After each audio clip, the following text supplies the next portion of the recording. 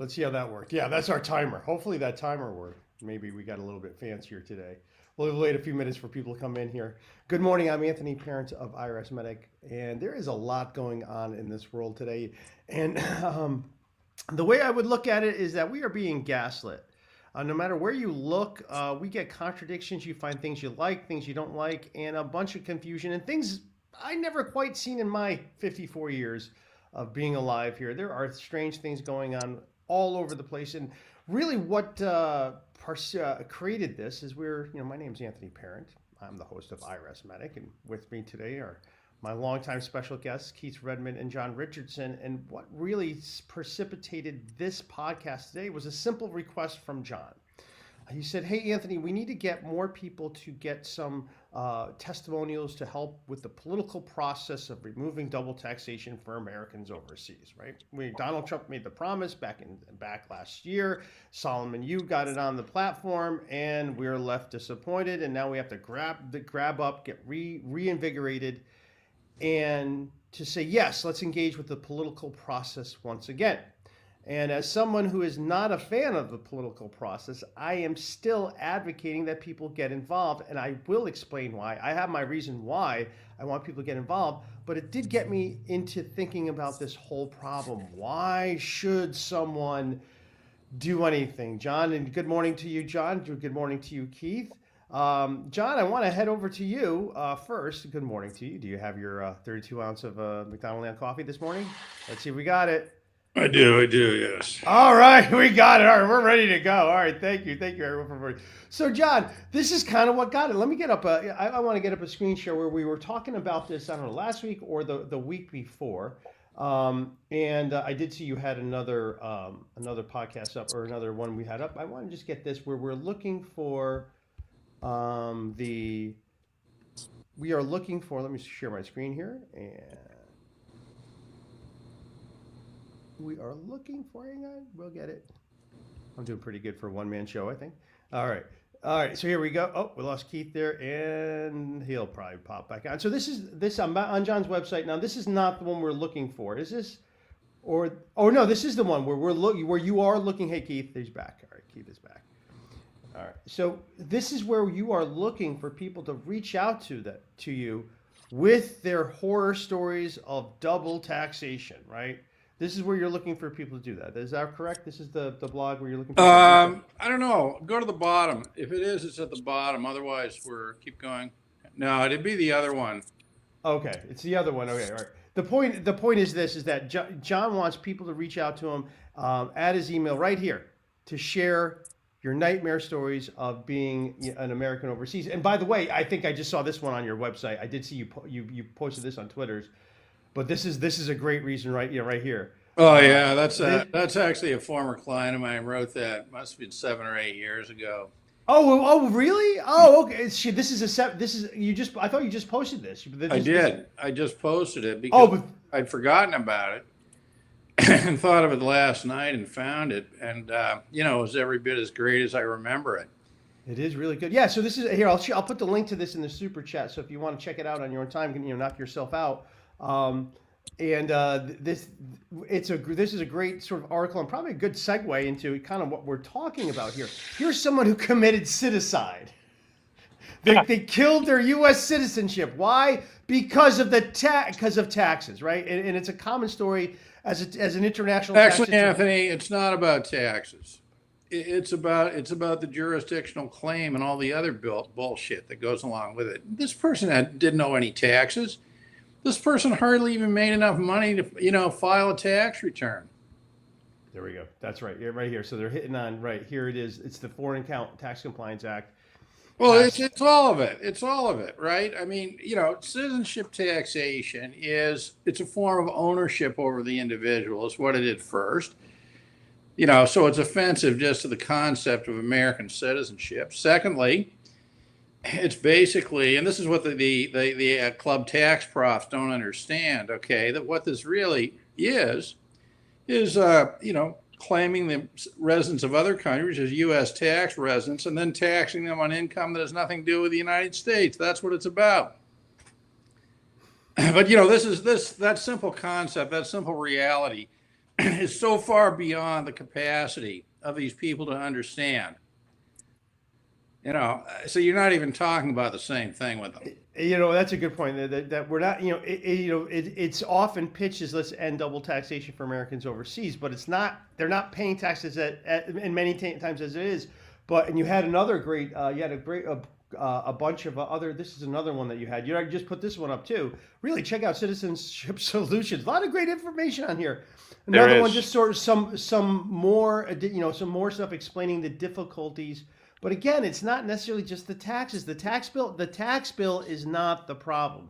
It's how we arrive at the tax bill and all the controls that go into making life miserable overseas as an American. That's really what we're talking about, and that's why we're looking for this solution. Now, with us today, helping us today is also someone who has something a little to celebrate. Keith, good morning to you. Good morning. You have a little something to celebrate. I saw you had 12,000. We surpassed 12,000 members in the American Expatriates for Residency-Based Taxation group on Facebook. That is fantastic. That is fantastic. So Keith is with us today, and he's been getting it. So here's the thing: we are advocates here. And we want people to get engaged. But we have a system that's like, what is going on? And I'm going to kind of work my way through onto where I came into this, and I actually have a solution. It was from a book I read years ago on survival. How to survive in crisis. And so I have a solution. I'm going to get to that and why I've been sort of sitting back and not really changing too much of what I'm doing in my daily life. And I think there's some really good insight to take because we honestly don't know what's going on. I don't know what's going on. And I think I could just get into some of the tax help here as well. Because, okay, here's the first thing I want to say is like compare and contrast. Okay. Donald Trump on the Joe Rogan Experience couldn't get me more excited. I was beside myself with joy listening to the things that he was saying. Here's the things that he said. The Federal Reserve is basically illegal and the U.S. income tax is the idea of our foreign enemies. He said it. Both things I agree with 100%. The income tax is ruinous. It's not really something that we ask for. We're told we want it, but we don't want it.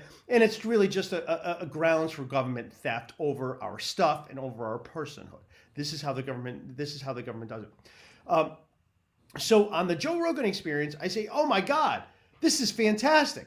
Now, what I would say is when I'm watching the One Big Beautiful Bill process fold out, I'm like, okay, this is the exact opposite of what I'm expecting. Someone who says, I want to end the Federal Reserve and the IRS is illegal, the One Big Beautiful Bill just sort of more institutionalized the entire Federal Reserve. Oh, the borrowing only went up. Well, I'm like, well, I can't really reconcile those two things together. And then I think the other part of it too is this is no doubt, I've talked to them and Keith has set me up with a few of them, IRS employees. IRS employees are definitely laid off. They're definitely late. There's no question. Morale couldn't be lower. They're looking for jobs because this is the thing that probably isn't the news that should have been. They were all waiting on a July 12th lawsuit that came out and whether or not Donald Trump would have the authority. Well, the courts did rule Donald Trump had the authority, so he can fire at will at any time. So there's really no protection for these IRS employees who lost some of their best coworkers. So I could tell you for sure, the IRS is laid off, and it laid off a lot, and a lot of good ones. And then others took early, and then others took. And it's still continuing, Anthony. Right? Yes, that's the point. Thank you, Keith, because it's still going. Because as a lot of states are picking up ex-IRS employees, and ex-IRS employees are applying, leaving when they can now. That's sort of what's happening. Like, okay, when can I leave? Or am I close enough at retirement? So it's a slow, steady trickle. So it's like you cannot reconcile the One Big Beautiful Bill with the IRS layoffs. There's another like, okay, this is impossible. This is not going to work in any way, shape, or form. By the way, the IRS was understaffed. The IRS was understaffed before COVID. Right. Before COVID, this is and again, just to give you some perspectives. Look, if you had some third-party reporting, some 1099s, W-2s on your income, you don't file a return. Typically, hey, look, 3 years, the IRS is going to send you a bill for it. They're going to send you a bill for that. But even by COVID, I saw that go up to 5 years where they wouldn't bother people. Then COVID hit, and now they don't bother people for 8-9 years, even though they can. And the reason why, they can't handle their own workflow and collections. So let me ask you guys a question, and it's kind of a stupid question, but I'm going to put it out there. So, how serious is the IRS in enforcing citizenship-based taxation? The reason for the question is even before COVID, they have removed IRS staff and employees at the various embassies and consulates around the world. So it's made it harder for Americans overseas to even have access to even comply. So how serious are they in enforcing it? You see my question? Yeah, Well, yeah, Keith. And I'll just want to jump in with my insight before I forget that this is one of the terrors of extraterritorial taxation. The IRS isn't actually in that territory. So how do you administer something when you're not there? And one thing people don't understand is, IRS usually has to get permission. And I've mentioned this a few times before. There's so few audits. There's so few permission by audits the country's tax authorities, right? yeah, you have to get permission by that country. And Yeah. again, look, in my experience of seeing thousands of cases and thousands of exams, I encountered one instance Yeah. where the IRS left and audited and went to another country to perform an audit. I know of one instance where it happened, and it was something about 2007 is when the IRS did it. They asked for permission Right. to investigate a real estate development firm in Costa Rica. My partner was one of the partners. And that was the one instance where the So IRS it was something got permission. extraordinary and exceptional, right? Incredibly. Now, I do know, and then recently I had another case that was a little bit more criminal. And in that case, the IRS sent a special investigator to check out our story and was surprised to find out we were telling the truth. They were shocked. They were like, "Oh wow, we visited. Yeah, we visited there. Yeah, there's a real business there." I'm like, "Yeah, we were telling you that." The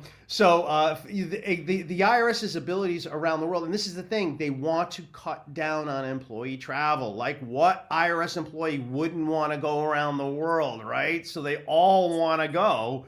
But the IRS is no. So typically, this is the problem that you have is the IRS and this is also the problem you have if you're domestic. The IRS will examine you through the office.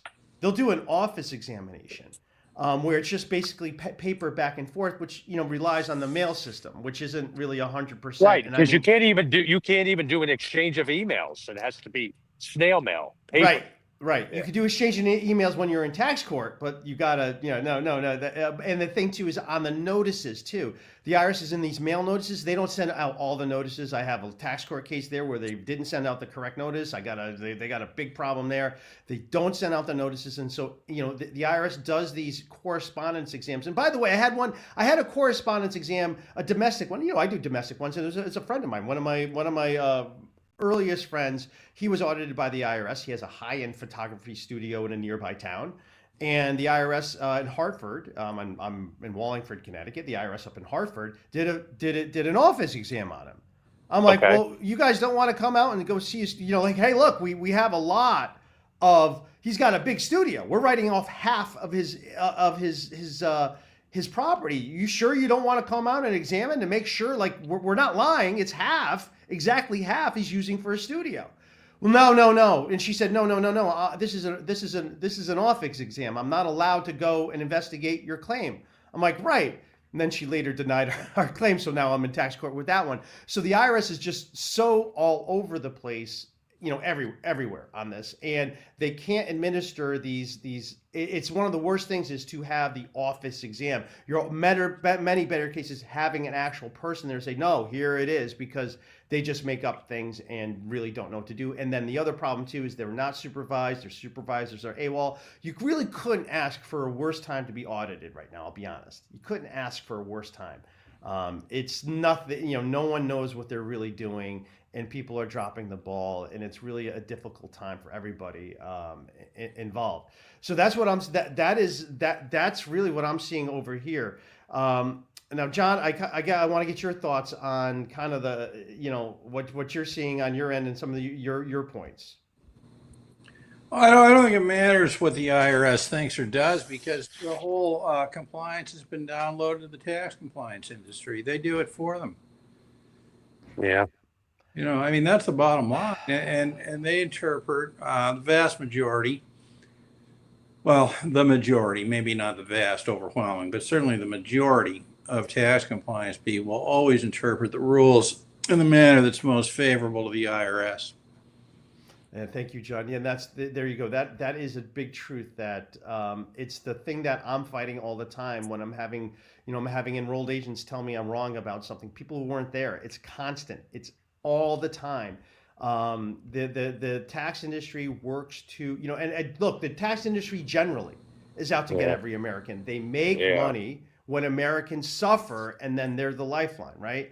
So Yeah. it's even more exaggerated when we get to international tax because of fear. The complexity is even more. So I think we might even encounter more of the gaslighting by the tax industry to say, oh, you need to do this. Oh, you need to do this. And I would say that's what the tax industry does. They take these little snippets, take it out of context. And these are people who don't understand the fundamental law. They don't understand how to interpret test statutes. They look at the IRS as the final output of the true law. Well, there it is. The IRS said it. There it is. Yeah. That's what it is.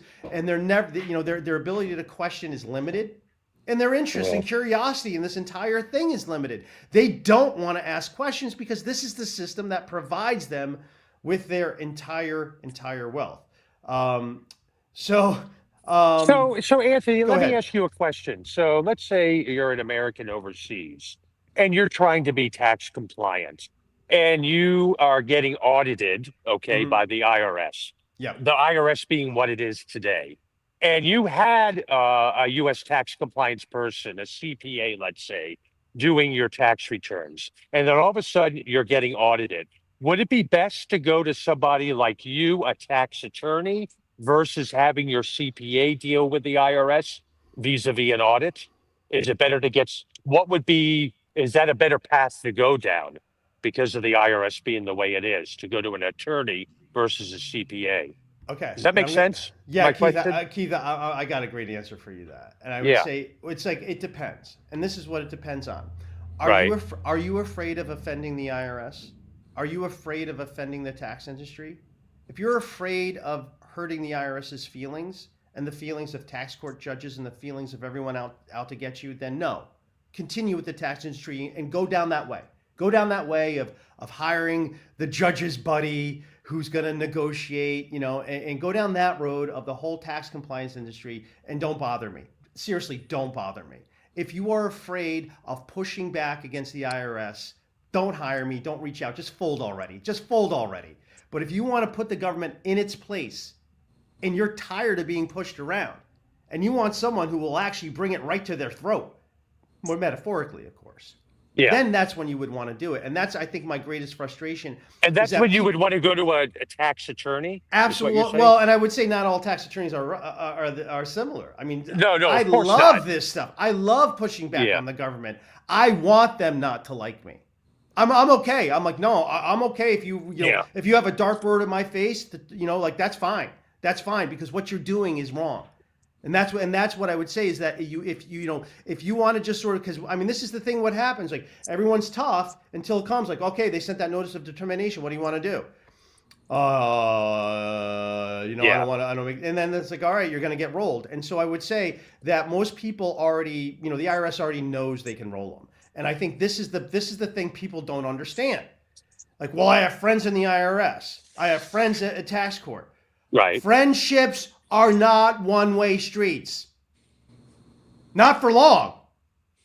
Friendships are not one-way streets. They're give and take. So what do you think happens when a judge has a busy docket?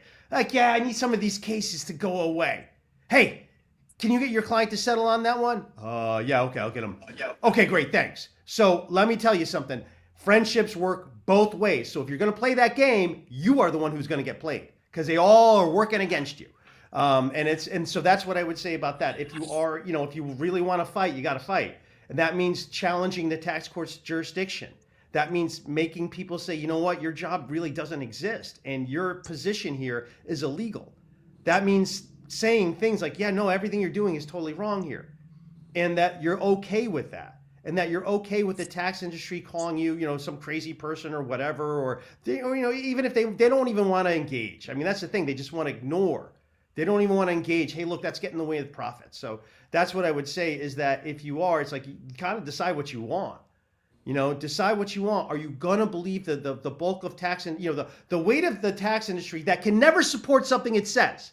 Yeah. They all say it, but when you ask them for proof, they evaporate. You don't know where it is. Hey, look, right? When John and I have been through this a million times. Hey, oh yeah, foreign mutual funds are PFIC. Okay, just show me something that proves it conclusively on IRS.gov, maybe 8621 instructions. Show it to me. You have it? Oh no, it doesn't say that whatsoever. Oh, because you're making something up because you actually don't know what a PFIC is, but you're reciting each other as an authority of it. But you weren't there. You've never been through a PFIC audit. I have. I know what a PFIC is. And so that's really what we end up with is that, okay, and it's the bulk of the nonsense. And I get it. That I get the problem. That's really the problem. The bulk of the tax industry is definitely against your interests. Totally. They're lobbying for these laws, for crying out loud. So that's what I would say, Keith, about, using someone if you are going to, the way you got to think about this when it's happening. What do you want to do? Now, I would say often, I guess also how serious the audit is. Yeah, and I would say this. I guess Keith, I see the question either way because sometimes I do get it. You want to keep a continuity between your CPA and the audit, and I can't. So I guess what I can't say is I cannot make a blanket statement. No, I was speaking generally, obviously. But I would say it's like you might, if it's something that where your gut's saying like, I'm not sure if my guy did it right.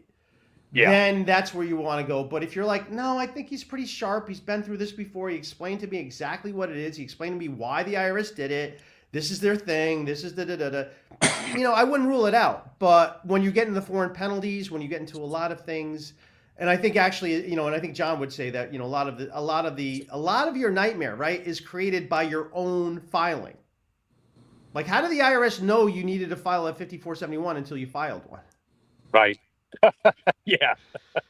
So that's really what happens is a lot of the tax industry gets people to over comply. We've talked about that, not filing more than you need to. So I think it goes into, hey, look, if you're not comfortable, that's really, you got to trust your gut on this. When you're not comfortable, hey, get another opinion. That's whatever it is. I mean, there's some incredible. Yeah, that's what I've said. It's like a medical, to go into a doctor. Sometimes it's good to get a second and even a third opinion before you move forward. Yeah. All right. Now I want to go and ask a question for John, and I haven't pre-scripted this one, and I would just say, John, we're talking here about the gaslighting that's going on in this government, and I'm looking at this as just sort of it's intentional chaos in order to destabilize us. So we'll kind of accept anything for good or for evil. What's your position on kind of what I mean? Like this stuff wasn't going on. Like, do you remember? I don't know, the 1990s. We'd go read the Wall Street Journal, an article. Okay, put it away. Go to our day. We watch the news. Okay, put it away. Everything kind of had a logical, predictable sequence. This is entirely, I remember like the whole talking head industry of the cable news in the 80s, 90s, just sort of normal. Hey, back and forth, and it was generally the same kind of destructive, terrible government. What do you see going on now, if anything at all? Well, I see this from outside the United States looking in, and the commentators that you read mostly, the mainstream ones, are from inside the United States looking in. Point is that the ones inside looking in are not looking out at all, and they have no concept of what this is costing the United States. Okay. We're into this for 6 months now. And clearly what the world is learning, I don't know that they're quite putting into practice. What the world is learning is that they have to deleverage as much as possible from the United States. Because, basically it's clear the country can't be trusted. On that point, yesterday in the Breu case, the factum or whatever, the argument was filed. That's about, I sent that over to you. That's about, Treasury trying to deny the foreign tax credit on the net investment income tax.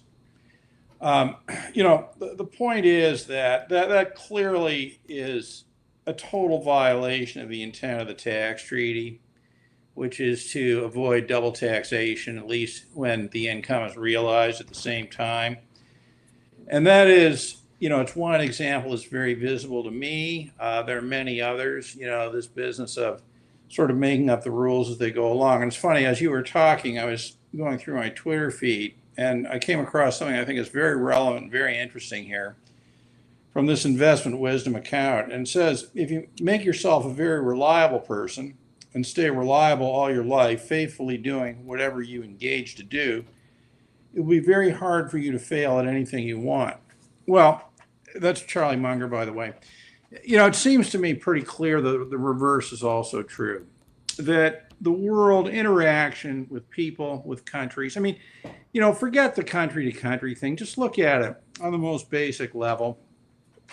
Are you able to maintain long-term friendships, interaction, business arrangements with people who are not reliable, who don't do what they say, who change the rules at the last minute? I think the answer obviously is no. And, for years and years, although it would be wrong to say that things the United States were doing were universally accepted as the right thing to do, there was at least a sense that more or less the United States was on the right side of the moral issue, more or less, and that, they could be relied upon to be consistent with their policies and views, no matter how idiotic or not, they may have been. But now, from outside looking in, we're in completely uncharted terrain. It's so chaotic that, apparently there's something like 36 countries that won't even send mail to the United States anymore because of confusion over rules. And this is in the context now of a lot of instability around the world. Huge efforts by other countries, China and India particularly, to sort of begin to flex their muscles. And we have, this business of putting this, 50% tariff on goods from India. Just think about the insanity of this for a minute. The world's most popular country, something like 1.4 billion people. That's a lot. That's a lot of weight. But add to that the demographic issue, that India has a very high percentage of younger people, meaning under 30, under 35, compared to these Western countries. Third, India has endured hundreds of years of problems from the great powers, the British, etc. And if you think for a minute that somehow, these countries are going to be coerced by this type of stuff, I think that you're an American looking inside the country, right? With no sense of what's going on. So this is very, very dangerous stuff to the American people. They're only viewing this, from the inside. But what they've got to understand is that this keeps going on. This is going to sound like an outrageous claim, but I'm going to make it anyway because it's something I thought about 10 years ago. The United States could very easily revert into just sort of an isolated country that has nuclear weapons, and a lot of them. And, that's what I think could very well happen. What do you do to change this? Well, we can leave that for another day, but this, this total instability is absolutely going to erode the United States as a world power. Clearly, if the commitment becomes deleveraging from the United States, which is the only option these countries have, the only option, they cannot live under constant threat of penalties, sanctions, etc., then what they have to do is make a commitment, say within 10 years, we will commit ourselves to ending the US dollar as the world's reserve currency. We can't do it today, we can't do it tomorrow. But as, some great motivational speaker once said, people always overestimate what they can do in 1 year and underestimate what they can do in 10. So this is a very serious problem for the United States and the American people. John, I want to thank you for that. I really want to thank you for that because I think you hit the nail on the head here. And I'm curious to other people because I want to talk about some of the conflicts that are going on. We're going to get to the comments probably a little bit earlier because I do think we're kind of close to wrapping up our presentation in chief because this is the point I'm trying to make. And John just said it so perfectly that unreliability is so it is so utterly missing in every single part of the government. I think that, very quickly, anything you look at, if you look at, whether it's Social Security, um, uh, every single immigration, you find just contradictions, things all over the place where nothing all could be true at the same time. Claims that, and I would say this, the international destabilization, right? I mean, we have that's what you're talking about. I mean, international destabilization, like, hey, you guys have been really relying on the US as a partner, right? We're just going to do kind of anything and all things at any time. So we're going to be completely multiple personalities, so good luck with us. And I think that's what, people, that's a good point, John. I didn't think about that much, but what's it like to think of the US from outside? Yeah, maybe we don't want to do business with any of these people, and it's really sort of harming us whatsoever. And I think this is where I'm going to tie together. Now, no, wait, before I get to that, here's the other part of the unreliability. This is the other part of The whole thing, Anthony, from the whole thing from outside is it's about, the trade thing is about access to the U.S. consumer market, which is obviously vast and, and relatively affluent. But here's the thing, okay? If it comes down to a question of does a country want its sovereignty or does it want access to the U.S. consumer market at the cost of ending their sovereignty, we know what they're going to do all day, every day. Yeah. Okay, on that. And I think that, here's the thing. Those who consider themselves to be patriotic Americans, I think, are very likely to sort of evolve into this a style of thinking on this problem, because, the I think it's an indisputable fact that, regardless of the size of the U.S. capital markets and that type of thing, I think it's an indisputable fact that the United States sort of complete dominance of the world is, it's been eroding for many, many years, but it's now, very much accelerated, I think. Yeah, well, and I would say this: there's unreliability all over the place, because we actually end up with good news, and I want to just share this. This was a recent court decision that I've been, citing a bit already. Let me get this here. Here it is. This is Sun Valley. Sun Valley is bright and sunny. So we're getting a lot of terrible things going on from the U.S. government. But I got to tell you, the Supreme Court, Neil Gorsuch, I think, really leading the charge.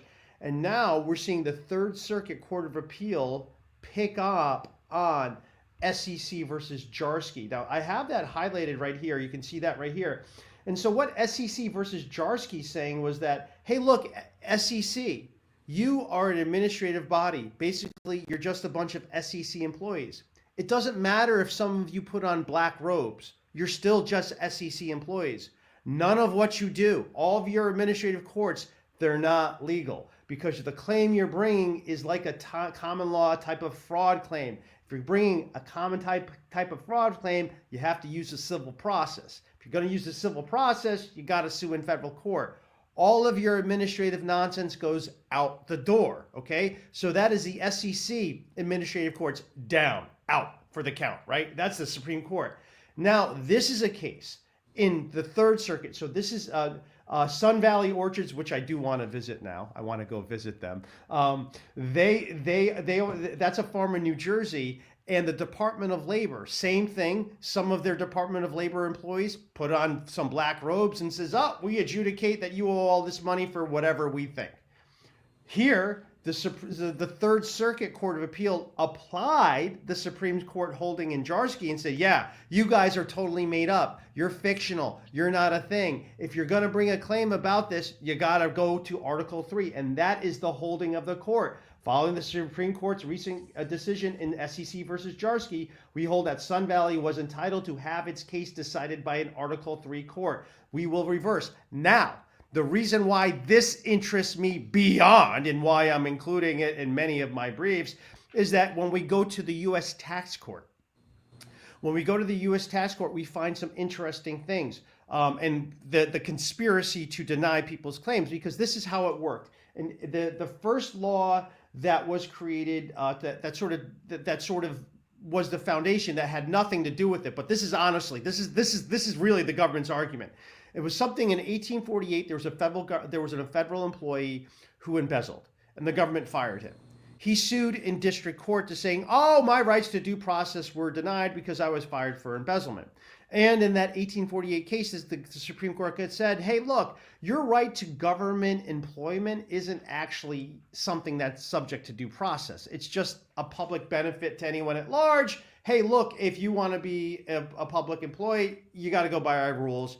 And so what they said in that case, like, yeah, you could just basically have an employment tribunal. Hey, yeah, we measured the merits. Yep, this is all you're entitled to. You're an employee. All you're entitled to is a review by your boss to say whether you were fired or not. Now, if there was some constitutional claim that you were fired for some other reason, then you would have grounds to go to an Article 3 court. But the point being that this public benefits theory, that is why the government says they can send you to tax court.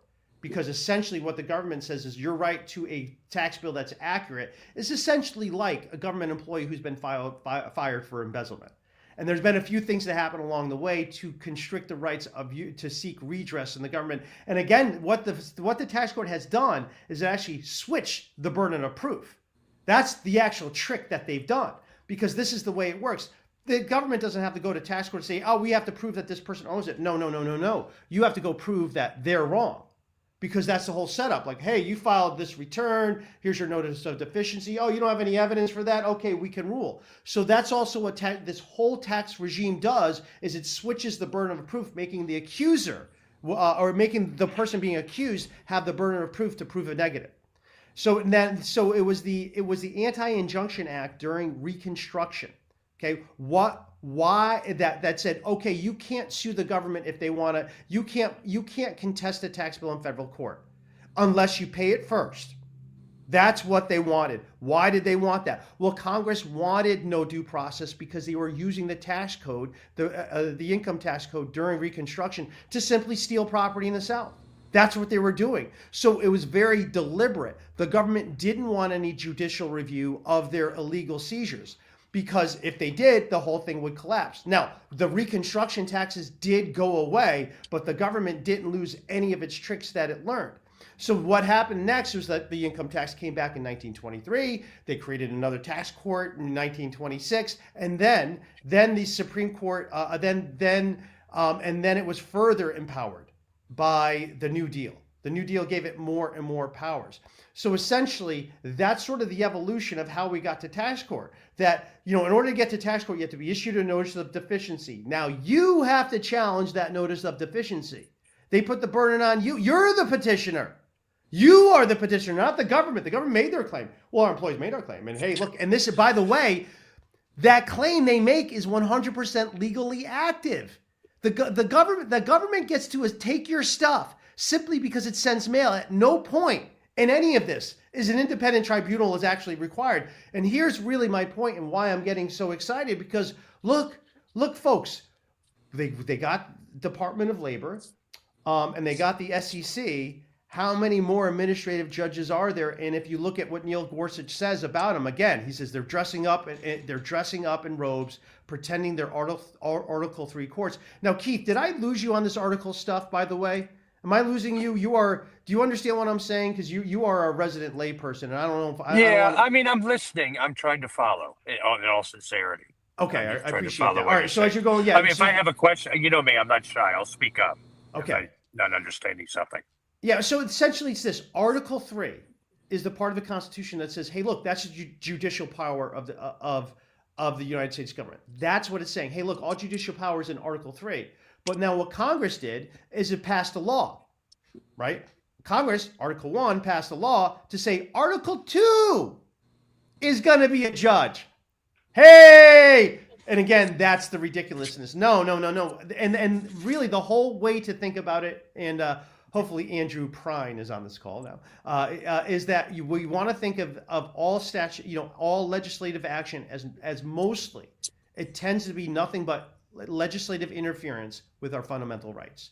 Our Constitution the Constitution is designed to protect us from legislative interference with our fundamental rights, But honestly, this government has been that since the Judiciary Act of 1789, which illegally limited the jurisdiction of Article 3. So it's been going on. The hustle's been going on for a while. And I would say this is, I think, one good way to understand it. And one good way to understand the Constitution is the author of the Constitution is James Madison. And it's, when people say, well, they'll get a quote from James Madison to help them, and then they'll get, then there'll be a quote from James Madison to hurt you.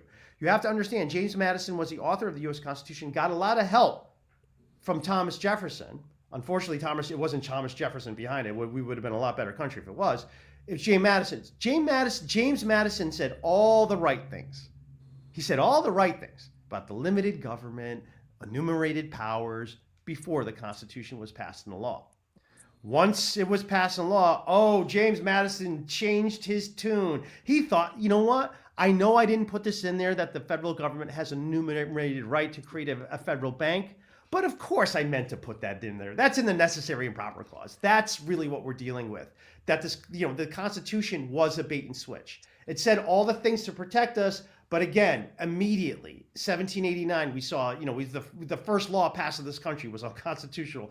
Then the first tax, the excise tax of 1791, was entirely unconstitutional. And then it made sense why they limited the jurisdiction of the Article 3 courts in 1789. So it's been going on for a while, folks, is my point. But this is the big change. This is a massive, massive change. And this is my point. If the U.S. tax court goes away, the IRS goes away, because with the tax court becomes all of the IRS's processes, which are all built on the presumption that they have a legal authority to impose taxes administratively. And I think that's where we're going to see some massive changes. So in a way that, like, we have this political process, none of it's really going right. I don't really see a lot of things going right, but I am seeing the Supreme Court really blowing me away. And now the Third Circuit Court of Appeals. This is huge. This is huge. And so I think this is just something we have to, as we are trying to say, well, what's really going to happen here? Because tax court goes away, the tax industry's over. It's really over. It's still be there. But what it is, how it works, its whole operation is done. It's done. It will be something else. So that's the part that I wanted to just get to. And now I kind of, to wrap up our presentation proper, John, what you said was really lined up what you said about reliability, the concept about being a reliable person, and that being great advice. I said, I was laughing because that was sort of my advice in a different way. And I want to show you the thing that led me to my conclusion. This is a book I read years ago. I don't read too many books as it is. Don't have too many time. I actually read this one years ago. This is written by, and I think it was like 2010. I was getting into all the whole prepping thing. I was going to be a prepper. I'm like, I need to make a bunker. I need to prepare for the whole apocalypse. And so I'm reading this in 2010.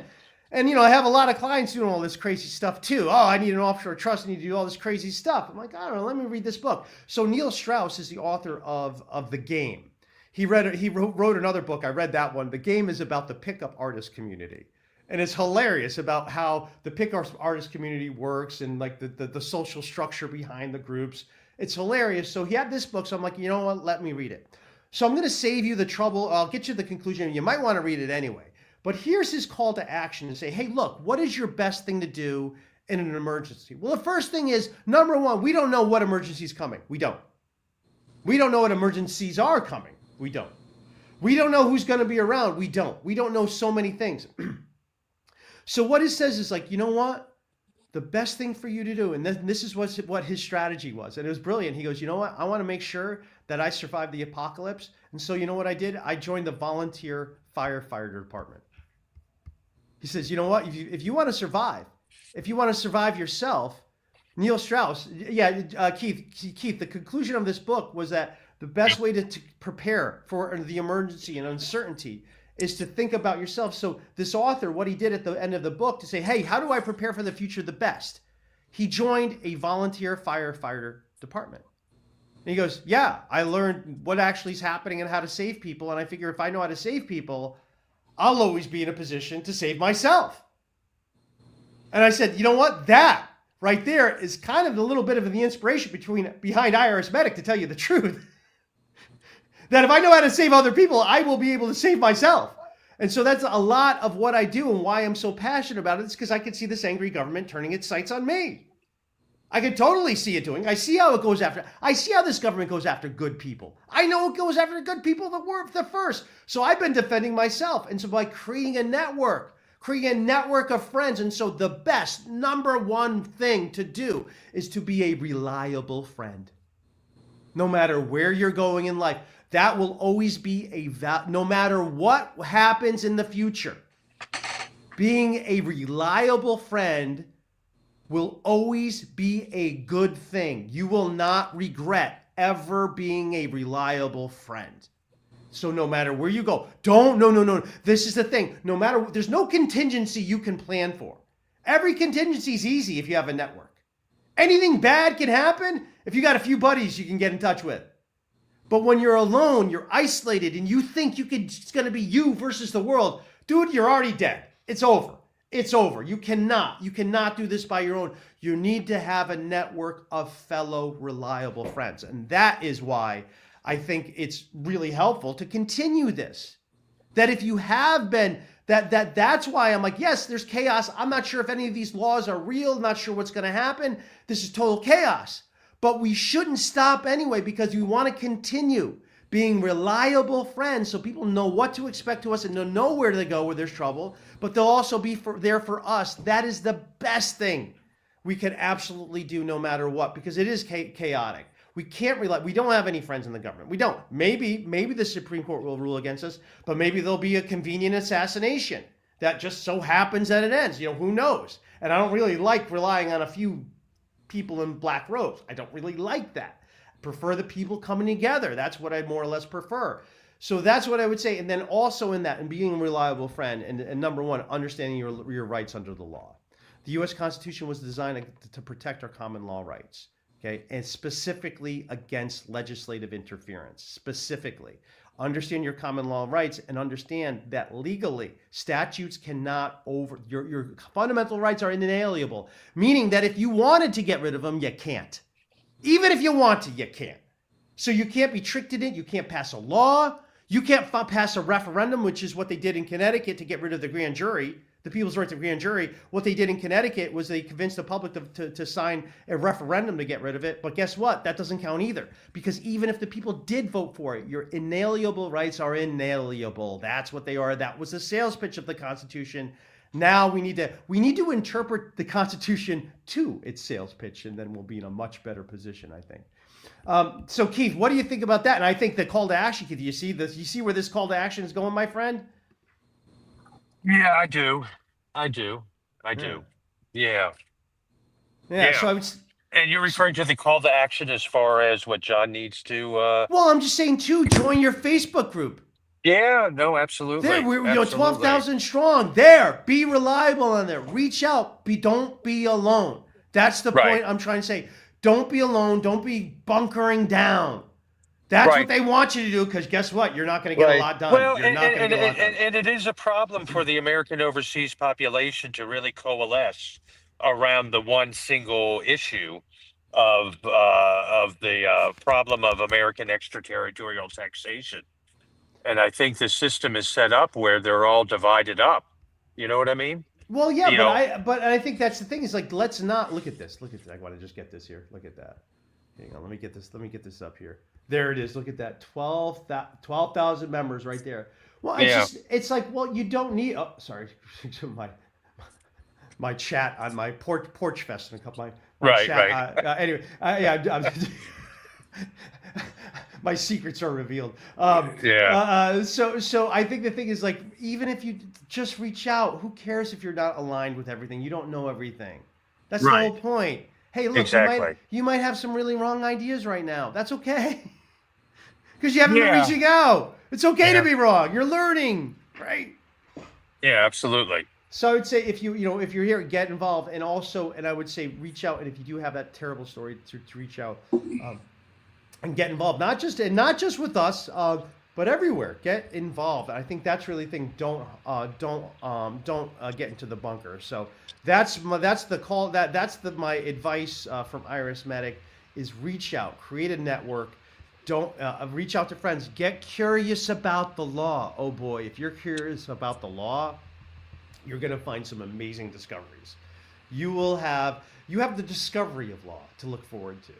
That you have so much to look forward to. If you don't know the law and the fundamental law, you have so much to look forward to because you're going to Right. realize Right. the government I call it intellectual curiosity. there's really something to it. Yeah, Yeah. there's really so you have a lot to look forward to. And what we said last time, if you do follow us on Twitter, you can find me here at IRS_medic. And also you can find Keith there too. Look for him. You find one, you're going to find us all. And then John's on there as well. And I would say here's where a lot of robust discussion goes. And someone did have a comment on this the other day. They said that when it comes to business, they said, yeah, Twitter is a million times better than LinkedIn for finding for business. And I laughed because it's absolutely true. It's absolutely true. I've found incredible clients and then also colleagues to help out my clients too. So I would say that that's really where great discussions are going. And you might be blown away by the level of insight, intellect by people who aren't attorneys who know the law better than attorneys. And I'm saying that as an attorney. So that's what my call to action is. Like, there's a lot of great information and you can really learn and learn you're not alone on that. So that's one thing I would recommend. Now, I think we're ready for some comments here. Let's see what we got here. Oh, I see some stuff coming in. Hey, Andrew Prine. See, he's my gateway to the common law. I have John Richardson, who explains the U.S. Code, explains the wisdom of the U.S. Code. And then Andrew Pride has helped me out. He's really been my gateway into the common law world. Just a Housewife, you're more than that. Good afternoon to you. Beach Views, thanks for joining us today. What book in survival? Yeah, there's the link to it. Let me try to get that link for you. The book on survival. Let me see if I can just grab this real quick. I'm going to drop it in the super chat, Gabe. Okay. So if you want to grab it, it's real. This book it's like the opposite. It will calm you down and prioritize you and not get you, kind of cracks you up because I've had clients do that whole bunker thing, you do that whole survival thing. And, like you started that bunker, you built that bunker in 2008. And I'm looking, it's like, well, it's 2025. Is your bunker doing any good for you now? It's like the problem seems a little bit different than what you thought it was going to be, right? You were expecting some like nuclear attack because you had the valves for it, the one-way valves for it, but that never came. And so people spend all this money preparing for the crisis that never comes, ignoring the one that's right in their face. And so that's where I would say you want to look at from a different way. Oh, Cindy Rose, first time from California. Thanks for joining us. We appreciate that. Thank you so much. Yeah, you know what? And that's what I heard. Yeah, Cindy. Newsom will hire laid off IRS employees, and the states are vastly, vastly understaffed as it is. And this is something that I'm looking into because I'm suing the state of Connecticut. I'm very, very close to filing my injunction against them. What's interesting, and this is probably something similar, except, here's the thing about the California Franchise Tax Board. When you call there, you actually talk to someone pretty intelligent. They actually staffed up, but a lot of other state agencies don't have the staff whatsoever. And I'll point to my own state of Connecticut that before the Connecticut passed its emergency income tax in 1991, the state existed on sales and use tax. And there were only about 20,000 taxpayers because it's just retailers. So the Connecticut Department of Revenue Services had to manage 20,000 taxpayers. Okay. Once that income tax was passed, their workload went over by over a million taxpayers, and their workforce didn't really increase. So it's like, well, how did you guys administer you blew up the amount of taxpayers involved, but you didn't increase your staff? How did that happen? The answer is they don't follow due process. That's how you get it done. Hey, just don't have due process. It's really easy to administer. So what I'm thinking is there's a lot of other states that need the staff. Because if there is cases that don't go their way, they might actually have to follow due process, and they're going to need a lot more staff because they're able to do it on the cheap because they just do it all by mail. They never have to prove anything they say in a court of law. They only have to prove it to themselves, their own internal administrative hearings, which are just employees reviewing the work of other employees. Ling Lee, good morning to you. They tend to point the gun at people when they run out of the ability to do hard things like reducing taxes and improving the economy. Yeah, they tend to point the gun. Yeah, right. The government fails, so now they point the gun at us, right? Yeah, there you go. Um, there we go. Yeah, Borchell, that's right. We don't allow IRSMedic. We don't care what the IRS thinks about you. Yeah, that's right. That's going to be my quote. We don't care what the IRS thinks of you or the tax profession. We don't care. We look at you as a human being, not just somebody to enrich us. Professor of Stephology, thanks for tuning in today. Thank you so much. And yes, Billy Bob, great point. Billy Bob, PPQ, love it. This is a perfect time for other nations to reject FATCA. Reporting is a display, right? But well, John, they want access to that market. Do you think? I mean, that would be something, but that would be the amazing display. And I actually didn't put it together until you mentioned that earlier today.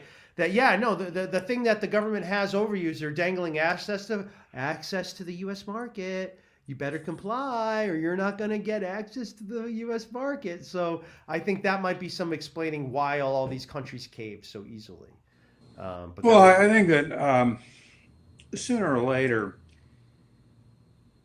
citizenship taxation is a complete violation of international law. Okay, now that does not mean that countries won't do it, but it does mean that it's a violation of international law. And I think no reasonable argument can be made to the contrary. When what it is the United States sort of entering these countries and looking around and saying, we'll take this one, we'll take that one, we'll claim them as our taxpayers, which is exactly what it is. Okay. Now, the fact that I think it's very likely that sooner or later countries are going to wise up to this, and they're going to learn to see things like FATCA. Citizenship taxation as really just along one more of the list of sanctions, right? And the sanctions again are possible because of the threat. Well, it's really a two-headed monster, right? I mean, the first is access to the U.S. Consumer market, and that is an issue. Okay, the second though is the problem of the U.S. dollar being the world's reserve currency. And I think that to the extent that all of these things gradually become viewed as part of the same style, okay, of hostility and egregious behavior towards other countries, I think that this stuff may very well come down. I don't know if people are aware of this or not, but do you know that China does not have a signed FATCA IGA with the U.S.? Yeah, they don't. No. Wow. Yeah. So, I mean, that tells you, I think a little bit about, how this is perceived. I think the world 10 years from now will look very, very different from what it does today, except inside the United States, where it will, they'll still be talking about the Democrats will still be in their identity politics things, and and it's a real tragedy. It's a real tragedy because we talk about reliability in relationships, Anthony. It takes years to build these things. Reliability, trust Right. in a relationship. It takes nothing to destroy it. Right. It takes minutes to just have it all go away. And this is what's going on. I mean, I live in Canada, and I mean, I obviously I can see this from both perspectives, but there's absolutely no doubt in my mind that the attitudes towards on the part of a very significant percentage of Canadians, not every single one of them, right, has changed completely towards the United States. And that's just one example. And this stuff is not going to be coming back easily, if at all. If at all. And then, I mean, you look at this, and the other thing is that, once you begin to look at tax treaties, extradition treaties, all these things are not, they're treaties only in the sense that, a country agrees to do something according to the terms of the treaty sort of thing, right? But they all are examples where the U.S. gets a lot more than it gives. And I think that, especially the extradition treaties, countries have just simply got to get out of them. Just cancel them. We're out. That's it, because they're being so abused. Citizenship taxations, abuse of the tax treaties, et cetera. I mean, this is a war, right, going on against the rest of the world. I would say so. It does definitely, and I think we are absolutely. Let's see here. Okay, here we go. Borchell, thank you, John. You're absolutely right. Simultaneously underestimating and overstepping your own business story.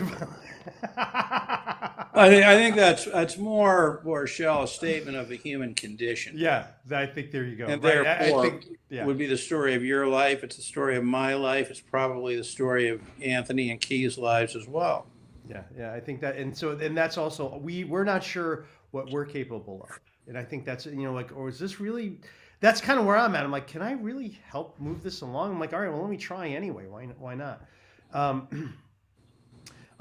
Professor, I know where you're going with this one. Yeah, so knowledge of the issue, people need to get precise. The general lax vocabulary is killing the nation, and I think that's that's kind of where people not understanding the fundamental underpinnings of our law, and even myself, I kind of got lost and need to be a little bit reminder of that too. So again, learning about what the common law is one of the most incredible things you could do, and especially now, because guess what? The Supreme Court's paying attention.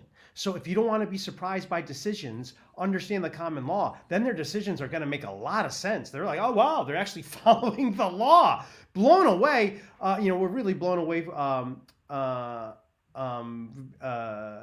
by it. And then this, okay, so thank you, Borchell. Here we go.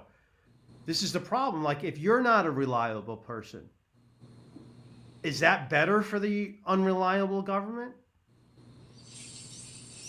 Yeah, I mean, I think it is, because people who are unreliable, they're like the Democratic Party. They really don't believe in anything, right? Well, that's the Republican Party too. No offense. So more the Democrats. No. But I mean, it's their sort of commitment to the party over the democratic process that has really resulted in the situation we're in today. Well, I guess the Democrats sort of like betray you in advance. They're like, yeah, we're not going to help you. Whereas the Republicans says, yeah, we're going to help you, but something happened. Well, the Democrats, you wouldn't believe. The Democratic Party consistently makes it clear that their view of democracy is that it's about furthering the interests of the Democratic Party and not the American citizens. Now, the Republican Party, I mean, if this is the Republican Party that's the government, at least claims to have the interests of individual Americans. Right, they just betrayed them. But I would agree. Maybe. Right. But I mean, the Democrats, the Democratic Party doesn't even pretend. But that aside, in this partisan world, no doubt there are people who are sort of, offended by that observation, but so be it. But the point is simply this, right? To the extent that people aren't committed to anything, it's going to contribute to their unreliability. And it would seem to me that the populations of all of these first world democracies, need to think about what they're committing to as a matter of principle and try to stick by that. And, maybe the starting point would be something akin to the 10 Commandments or something like that, because part of the problem here is that, you say, Anthony, go educate yourself. Well, the complexity of this stuff is such that it's pretty much impossible for people to educate themselves on the minutiae. So the best they can do, and I think the most, and what they should be doing, is one at a time committing to certain basic principles. Now, our friend Parviz Malakoti, who joins us from time to time, made a very, very incredibly simple point on X a few days ago or whatever, and saying, everybody, it's important for you to know that American citizens don't have any right to leave the United States, right? And so maybe you start with something really simple like, hey, if I'm an American citizen, shouldn't I have the right to live in the United States, leave the United States? This sort of stuff, right? Anyway, enough said. Yep. We also have this thanks thing. Yeah, we have the civil asset forfeitures going on all the time, and unfortunately, oh man, those are Sure. disasters. On that, we talked briefly about the offshore voluntary disclosure programs last week. Now, the ones that were going on, OVDP, OVDI, that stuff that started in 2009, went for about an 8-year period. These were absolutely civil forfeitures under the guise of tax penalties. Absolutely, no question about it. 14 years ago at this time, there were many Americans abroad who'd been convinced that it was a good idea to, commit suicide to avoid dying. Now, what that meant in context was they agreed to pay 25% of their net worth to the IRS, ushered in, by the way, by our friends in the tax compliance industry. But to do that, they'd have to sell the assets, leading to further erosion right of the capital. So, basically what that stuff was 50% confiscation of the assets of a certain group of people. How's that different from civil forfeiture? No, we have way too much civil forfeiture. Well, a good way to go on this, and I want to thank. I think Nina, thank you for joining us today. Dude, good night there.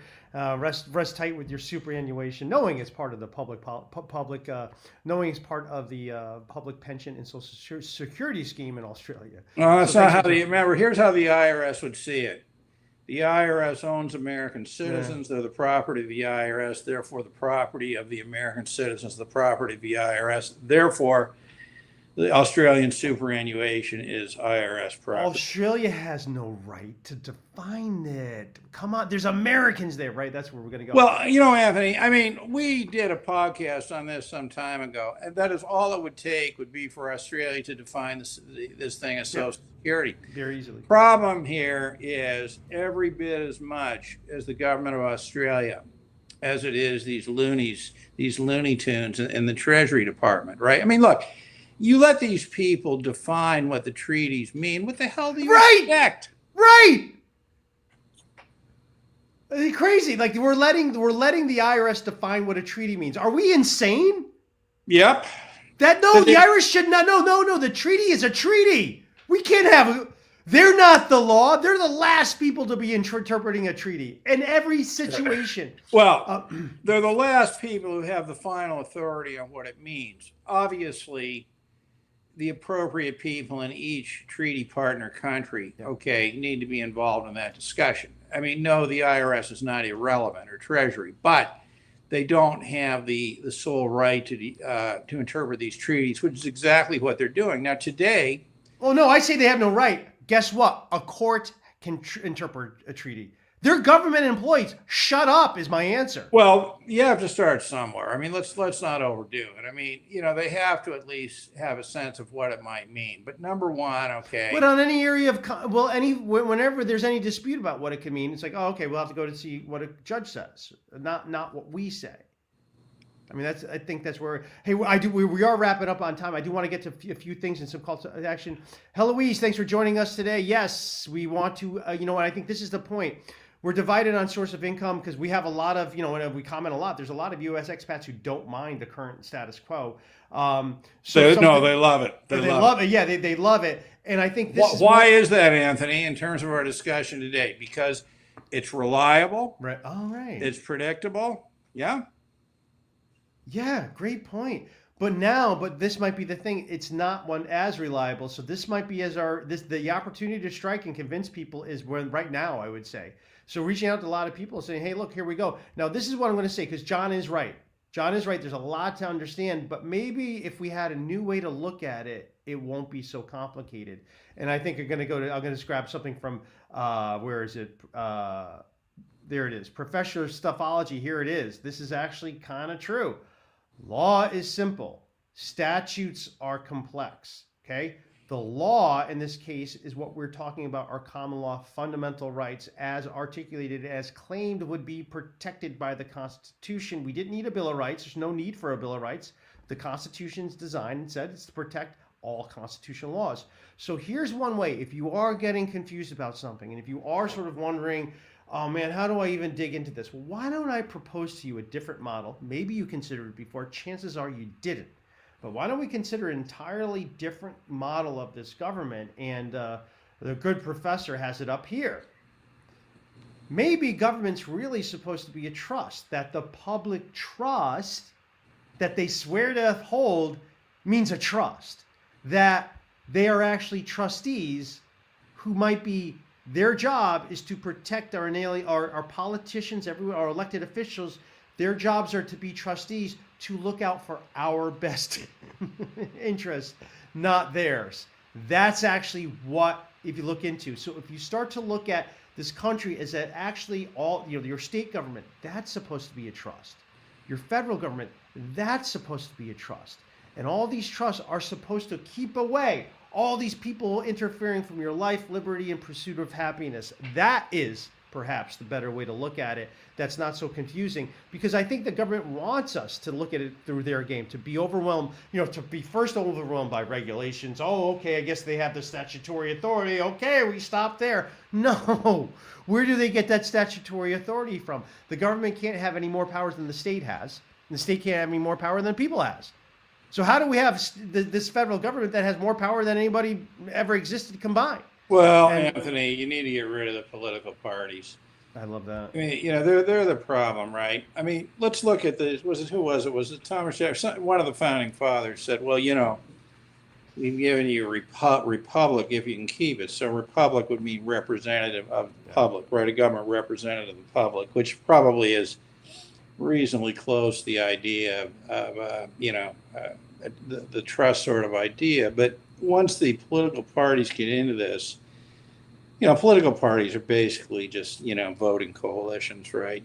For the most part. Well, I mean, it's like, I would say this, that, the political parties were created, by, Yeah, do you think that in Western democracies, do you think that the political parties exist for the purpose of representing the interests of the party or constituents they're supposed to represent?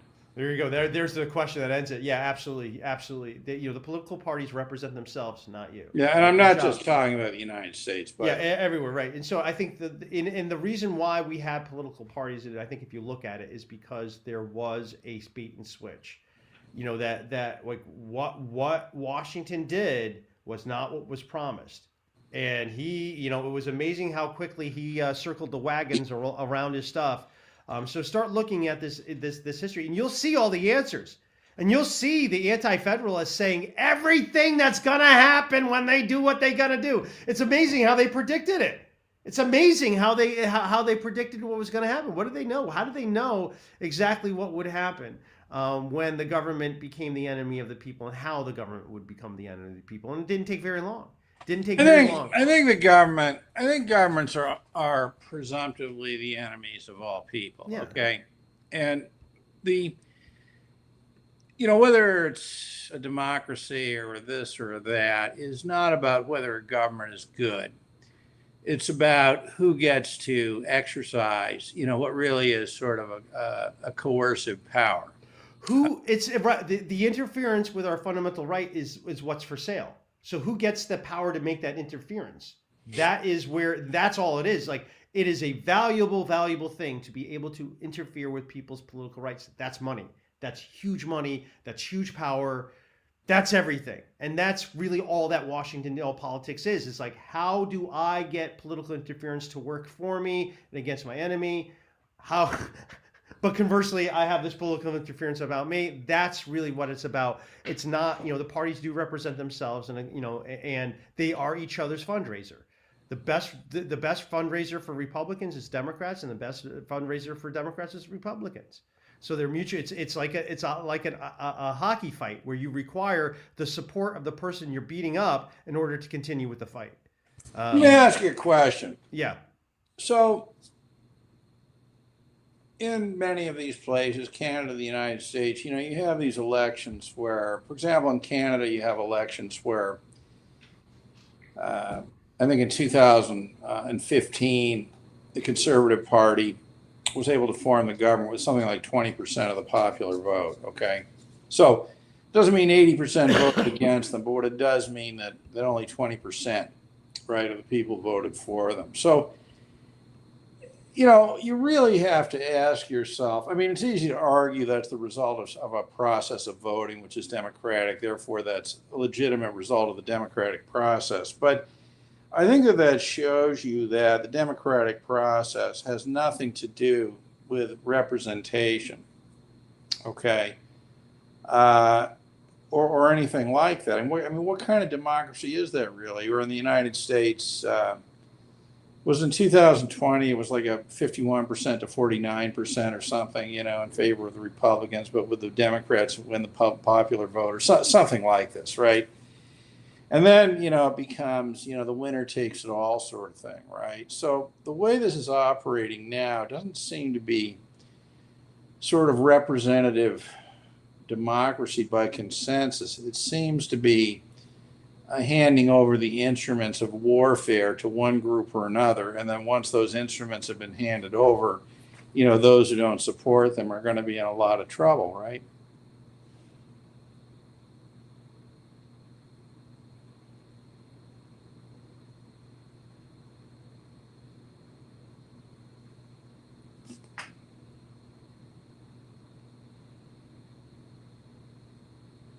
I can't hear you, Anthony. Sorry, now you can hear me. Yeah. So thank you very much. So if you are thinking about renouncing, we want to wrap up. Reach out to Keith. You can reach out to Keith. He's on X. Also, here's his email. If you want to reach out to him, tell him your story about what's going on. Again, reaching out to U.S. tax professional might not be your first move. You want to see how people are actually living under this. Let's talk about that. And also, if you are thinking about renouncing, I don't think there's anyone better than John Richardson, especially if you want the personal attention to get the right result. You want to get real brain power behind you, reach out to him, John. Here's his email. You can reach out to him. Also, if you want to share your story of your terror story of what it's like to be an American overseas, and you don't have to be paying a lot in taxes. It's not about that. It's about everything else that's making your life overseas, difficult overseas. Reach out to John, tell him that, because we still want to continue. We want to be reliable people in what we do. We want to be reliable and truthful and honest and very clear in what we do. That is the way forward. That is the path forward. Trying to, hide that's not the way to go. So with that, I want to get to, and by the way, I am Anthony Parent, your host. And I'm going to sign off. If you are needing some help with the streamlined disclosure, any IRS problems, a tax court thing isn't going the way, and you need someone who isn't buddy with the IRS, but professional. I'm professional with them all. We enjoy them. I'm just, against them, and I don't care if they think I'm crazy. I'm fine with that. I just want to be effective is really what I'm after. You reach out to my firm at IRSMedic. There's my email right there. Now I want to just go back in here. We're gonna conclude here on this. We're gonna conclude right here that essentially here this is where I think we are right now, because Borchell, what I think you're saying here is generally true. But something seems different now. Something seems different now, and I'm seeing a lot of people sort of shaking their head at both the political system and saying politics has no remedy. So I'm seeing more and more people doing that, and I think what is at least, I don't know if it's intentional, but honestly, if Donald Trump was trying to discredit the federal government, the entire government of the United States of America, what would he be doing different? That's the question I have for you. So with that, this is Anthony Parent of IRSMedic. We're looking forward to joining us next week. Look, we have a lot of smart people on this channel, and I really require you guys to share this content, because I am blacklisted by YouTube. They are a huge fan of me, of the content we are, because we do challenge a lot of the narratives of the government. So I do rely on you guys to get the message out there, to get this message, because we're just overwhelmed. It's a whole tax industry. All the big players are out there telling you something totally different. So I know the brain power on this tends to be pretty smart people, incredibly smart people. So I know you guys are really in depth. I know you guys are reliable. So please share this channel, share the content. Even if you don't share the content, share the ideas with people you know. Because I think a lot of people, and when that comes up, people are like, what's going on here? Tell them, it's all by design. And here's the time for us to break free from the mythologies that have only imprisoned us. That's really what it is. So with that, for John, Keith, this is Anthony Parent. Thanks so much for watching. Here we go. Freedom! Yeah! Perfect. I'm still live. My dad's here. We're still live. Give me a second.